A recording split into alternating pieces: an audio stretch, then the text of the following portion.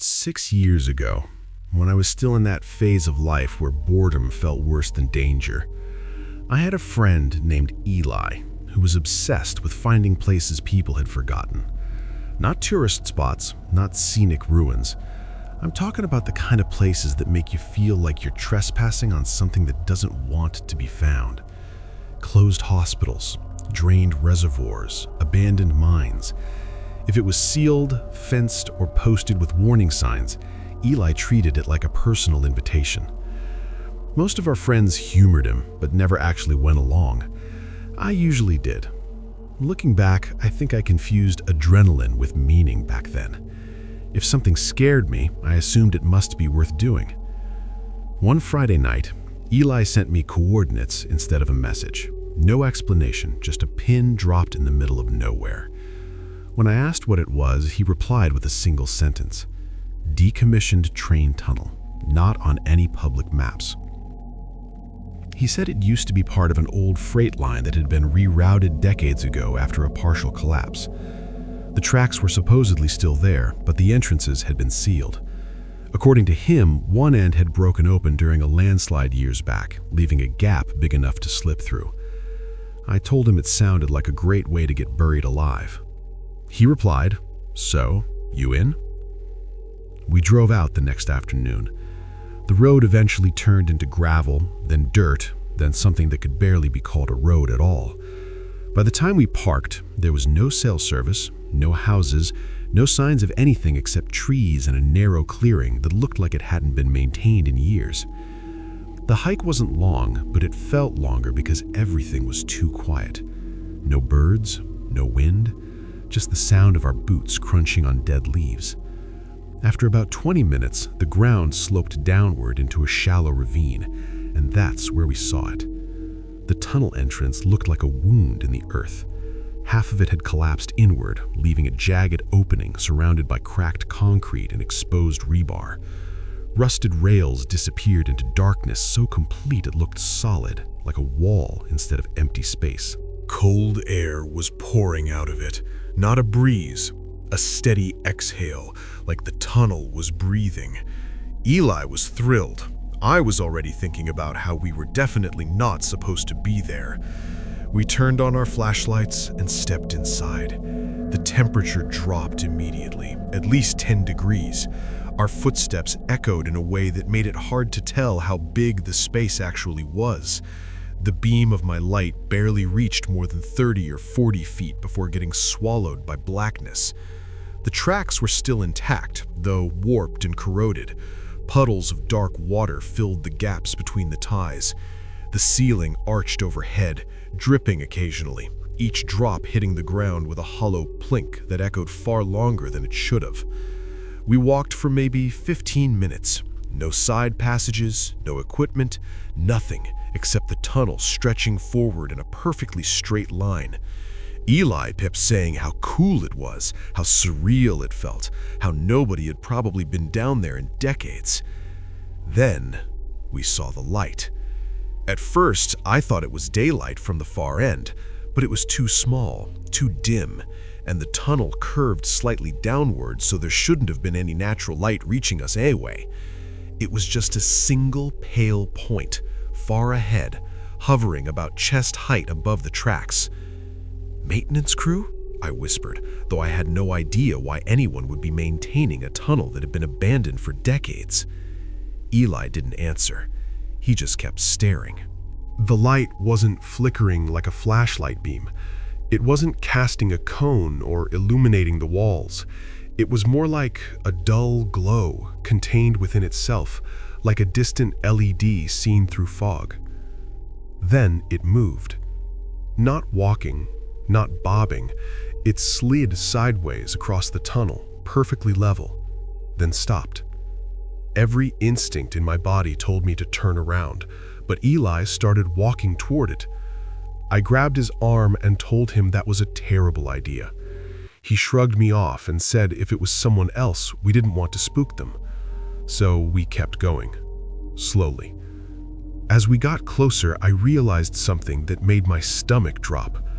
The light wasn't lighting anything up. The walls, The tracks, the ceiling, none of them got brighter as we approached. It was like the glow existed without interacting with the environment at all. Then, without warning, it shot backward down the tunnel, not fast like a sprint, fast like a video being scrubbed. One moment it was maybe 50 feet away, the next it was a tiny dot again in the distance. We both stopped dead. "Did you see that?" Eli whispered. I didn't answer. My mouth had gone completely dry. The light drifted forward again, slowly, as if nothing had happened. That's when we heard the sound behind us. A metallic scrape, loud and sudden, echoing through the tunnel. Not footsteps, not falling debris. It sounded like steel dragging across concrete. We spun around and shined our lights back toward the entrance. Nothing. Just the long corridor of darkness we had come through. Then the scraping came again, closer this time, followed by a heavy thud that vibrated through the rails under our feet. Eli said we should leave. It was the first time I'd ever heard uncertainty in his voice. We started walking back, fast but not quite running. The light behind us remained visible over our shoulders, still hovering, still watching, or at least it felt like it was. The scraping noises continued, irregular, coming from somewhere ahead of us now instead of behind. That was impossible unless something had moved past us without us seeing it. When the tunnel entrance finally came into view, relief hit so hard my legs felt weak. Until we got closer. The opening was smaller. At first I thought it was perspective, that maybe the darkness inside had distorted my sense of distance. But the closer we got, the clearer it became. Chunks of collapsed concrete and earth had shifted, sliding inward. The jagged gap we had stepped through earlier was now barely wide enough to crawl through. And the cold air that had been flowing out before was gone. The tunnel felt sealed, suffocating, like the breath had stopped. We hurried forward, scrambling over debris, squeezing through the narrow opening one at a time. Eli went first. I was halfway through when I heard something behind me. Not a scrape this time. A footstep. Clear, heavy, on gravel. Inside the tunnel. I twisted around as much as I could, shining my flashlight back through the gap. For a split second, I saw a silhouette blocking the beam. Human-shaped, but wrong somehow. Too still, too close, like it had been standing right behind me the whole time. Then the light hit empty air. Eli grabbed my arm from outside and yanked me the rest of the way through.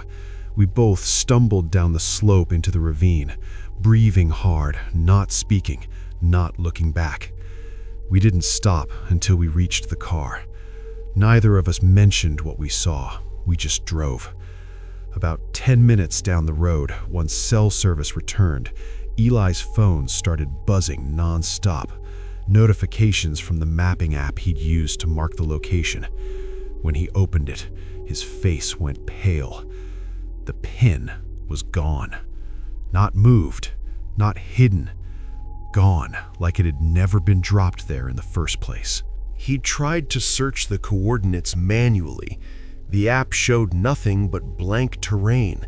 No rail line, no tunnel, no record of any infrastructure ever existing there. We went back a week later during the day, thinking maybe we'd just taken a wrong turn on the hike. We searched for hours. There was no ravine, no collapsed entrance, no disturbed ground, just unbroken forest, like nothing had ever cut through it at all.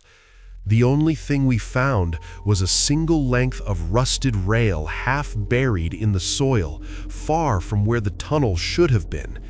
It wasn't connected to anything, just a short section of track sticking out of the earth like a bone. Eli doesn't talk about exploring anymore. Sold all his gear, deleted the forums, everything. Sometimes I still wonder what would have happened if we'd stayed in that tunnel a little longer. But what bothers me more is this.